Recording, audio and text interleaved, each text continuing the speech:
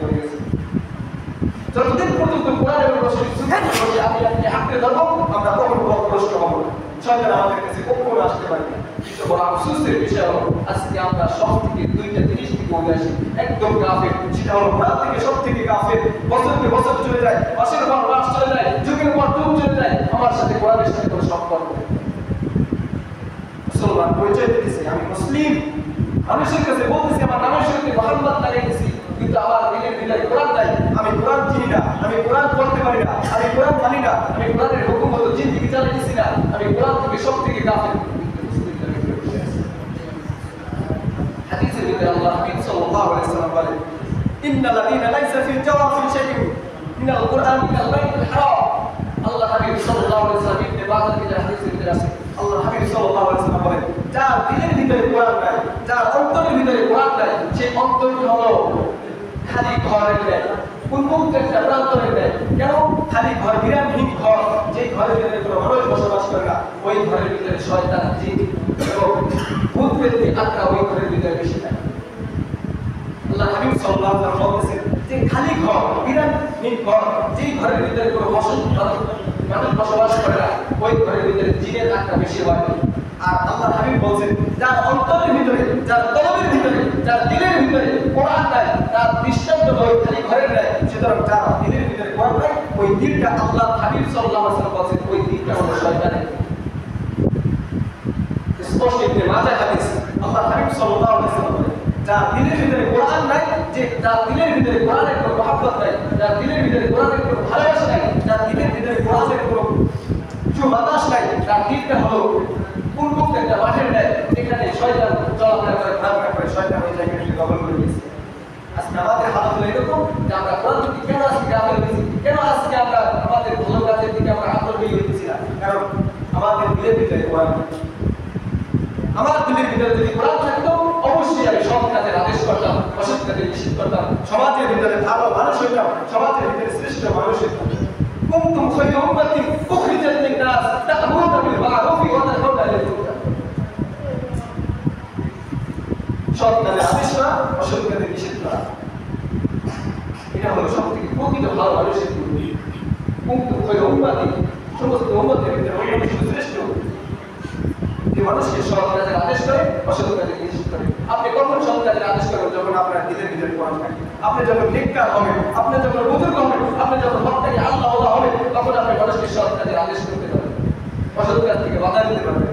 কিন্তু আজকে আমার দিলের ভিতরে কোরআন নাই, আজকে আমার দিলের ভিতরে কোরআন না থাকার কারণে আমি নিজেও গুনাহ করতেছি, নিজেও নাফরমানি করতেছি, মানুষকেও নাফরমানির দিকে আকর্ষিত করতেছি, ডাকতেছি।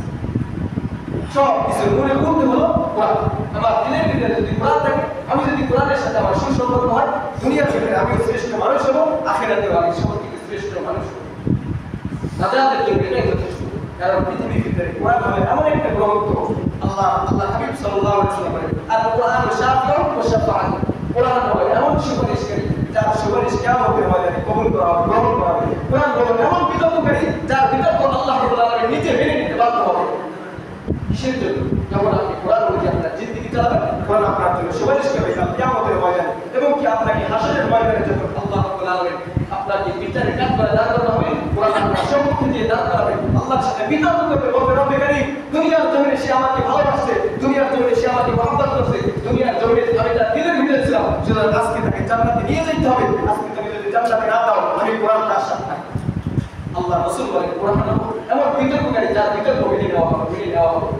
অপর হাদিসের ভিতরে বলেন ওমা হিল্লু মুসাদ্দাকাতুন মান জাআলা আমামাহু ফাকাদাহু ইলাল জান্নাহ। যেই কোরআনকে সামনে রাখবে, কোরআনকে কিসে রাখবে? সামনে রাখবে, অর্থাৎ কোরআন অনুযায়ী যে জিন্দেগি চালাবে, কোরআন তাকে ইলাল জান্নাহ, জান্নাতে নিয়ে যাবে।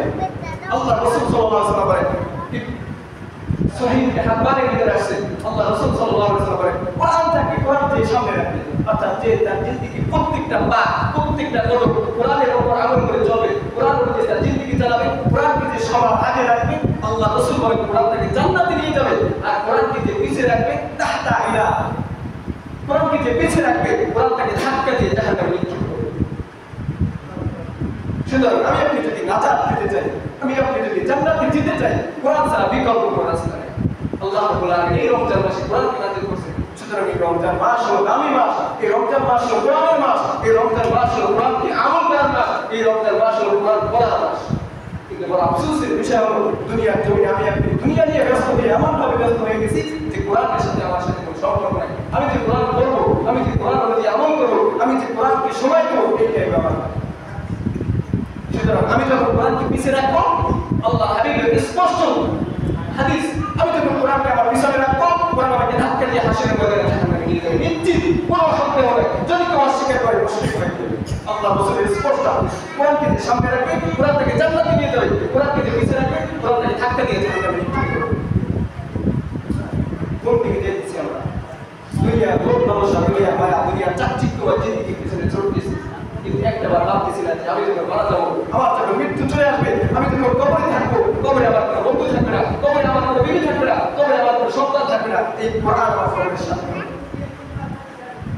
আল্লাহ রাসূল সাল্লাল্লাহু আলাইহি ওয়াসাল্লাম হাদিসে উল্লেখ আছে, যদি কেউ দৈনিক 4টা সূরা প্রতিদিন কোরআন তেলাওয়াত করে, কয়টা সূরা? এই কথা বলে শেষ করে দেব। 4টা সূরা, সূরা ইয়াসিন, সূরা মুলক, সূরা ওয়াকিয়া এবং সূরা নাবা। এই 4টা সূরা যদি প্রতিদিন কেউ রেগুলার তেলাওয়াত করে, আল্লাহ হাবিব সাল্লাল্লাহু আলাইহি ওয়াসাল্লাম বলেন, এই 4টা সূরা প্রতিদিন তেলাওয়াত করার কারণে তার কি হবে? ওই ব্যক্তি যখন মারা যাবে, কবরের জগতের জিন্দেগিতে যখন সর্বপ্রথম সে থাকবে, দুনিয়ার কোনো সাথী নাই, দুনিয়ার কোনো বাতি নাই, দুনিয়ার কোনো বন্ধু বান্ধব নাই, দুনিয়ার কোনো বিবি বাচ্চা নাই, ওই কবরে যখন সে শরীরের সাথে থাকার সঙ্গে সঙ্গে কোরআন তার ডান দিকে চলে আসবে, কোরআন তার বামে চলে আসবে, কোরআন তার মাথার দিকে চলে আসবে, কোরআন তার পায়ে চলে আসবে। কেন? ওই 4টা সূরা যখন সে প্রতিদিন তেলাওয়াত করবে, এই 4টা সূরা কবরের জগতে সর্বপ্রথম তার সামনে এসে থামছে।